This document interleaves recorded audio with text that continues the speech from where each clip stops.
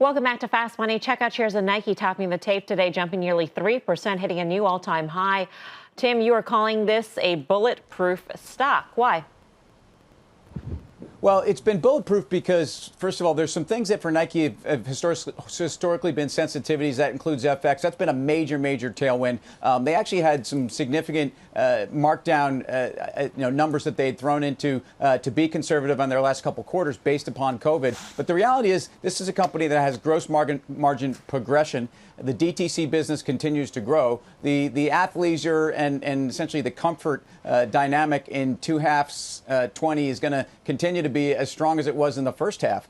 Nike is one of those iconic brands out there. The one thing I'd say for investors, it's nothing is Teflon.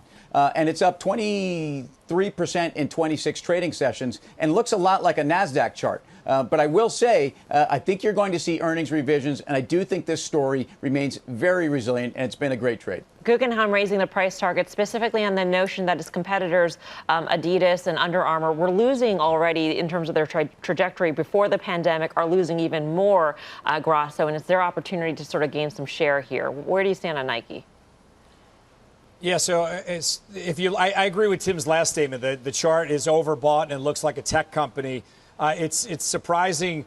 Nike was the first to report and include all of the pandemic, basically. It was the first one out to give you any indication.